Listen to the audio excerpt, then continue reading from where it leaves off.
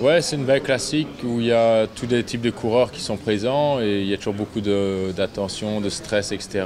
Et c'est ce qui fait la beauté de cette course, qui est aussi la plus longue de la saison, donc c'est toujours spécial. Ouais. On parle toujours, des fois on polémique sur le parcours de Milan-San Remo. Il n'y a pas la Pompeiana, il n'y a plus non plus la Manie. Est-ce que c'est quelque chose de bien pour vous ou non? Bah, il y a un retour vraiment au parcours historique, donc on pourra comparer un peu nos performances à celles de Nantes et d'Imerckx, etc. Donc je veux dire, pour nous c'est toujours très spécial de pouvoir faire exactement la même course. C'est sûr que c'est pas le même asphalte, c'est pas le même goudron, etc. Mais c'est le même tracé et c'est important pour nous aussi. Ouais. Donc je trouve ça bien et je trouve que c'est une nouvelle mode aussi de voir chaque fois durcir les courses et très souvent on remarque que la course est un peu bloquée, tout le monde attend, tout le monde a peur, etc. Et il se passe finalement pas grand-chose. Tandis que quand il y a des parcours plus faciles, on voit plus de gens oser attaquer et y aller sans compter, donc plus de spectacles. Vous nous expliquez qu'en fait, le fait qu'il n'y ait pas la Manie, ça peut rendre la course plus difficile finalement parce qu'on roule plus vite. Ouais, voilà, ouais, parce que la manie, je veux dire, c'est une difficulté, c'est une côte qui est assez dure quand même, qui fait une sélection, et je veux dire, après, il y a un groupe principal et un groupe derrière, genre, donc je trouve que ça roule moins vite parce qu'il y a moins d'équipiers qui ont survécu à la montée, etc., et qui sont encore capables de travailler, donc souvent on a une course qui est un peu plus lente à cause de ça. Et tandis que là, il n'y aura pas de difficulté avant la Cipressa et bon, on va voir une course plus rapide.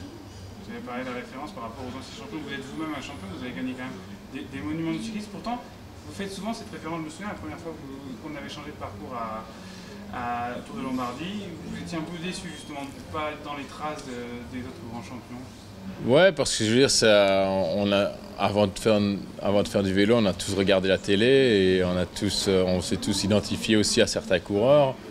Et c'est eux qui nous ont fait rêver avant d'avoir envie de faire ce sport. Donc je veux dire, on est venu un peu grâce à eux, grâce à ces parcours-là aussi. Et je veux dire, ça fait quelque chose en tant que coureur d'emprunter les mêmes routes qu'on a vues quand on avait 8 ans, 10 ans, qu'on était un gamin, on regardait les courses et on se dit non, voilà, 10, 15, 20 ans après, on est sur le parcours et on fait la même chose que ces mecs-là qu'on avait vus.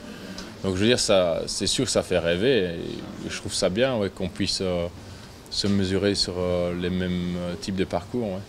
Pour revenir plus au présent, qu'est-ce que vous avez appris sur Paris-Nice par rapport à vous-même et par rapport aux adversaires? On en a vu quelques-uns, notamment Alexandre Christophe. Ouais, Christophe, il est vraiment impressionnant. Pour moi, c'est le favori parce qu'au-delà d'être rapide, il est fort aussi. Il a une très bonne équipe. Donc voilà, c'est pas le genre de coureur qui va lâcher dans une montée parce qu'il monte en force, mais il monte bien quand même. Donc je veux dire, c'est un coureur très complet. Ouais. Il y a aussi Tirreno Adriatico.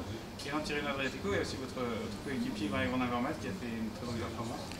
Ouais. Après, bon, c'est un peu les mêmes types de coureurs qui sont là-bas, les Italiens, plus Cancellara, Sagan, etc. Donc c'est les mêmes coureurs qu'on retrouvera dimanche prochain.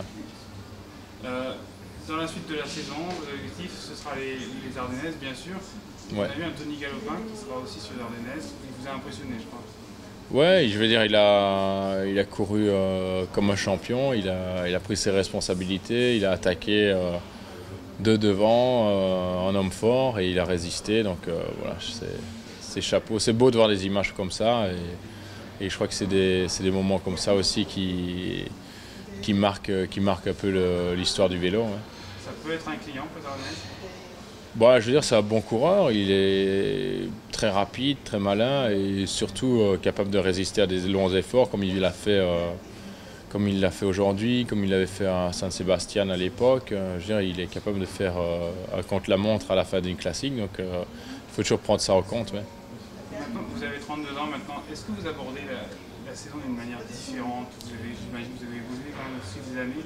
Ça pousse à voir les choses différemment, à l'approche de la course. Ouais, je veux dire, souvent, peut-être qu'avant j'étais un peu peut-être trop nerveux, etc. et trop impatient. Et maintenant, je veux dire, c'est des erreurs que je fais plus. Et voilà, j'essaye. Je veux dire, je suis peut-être un peu plus sûr de ma force, etc. et de ce que je peux faire parce que j'ai fait déjà quelques fois avant.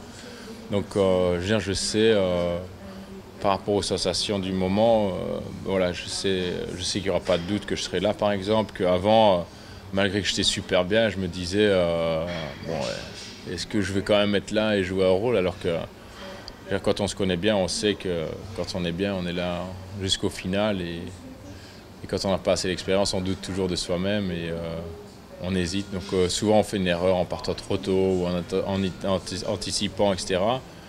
Et voilà, c'est ça qui fait la différence entre quelques années pro et un jeune coureur qui n'a pas encore toutes ces années-là.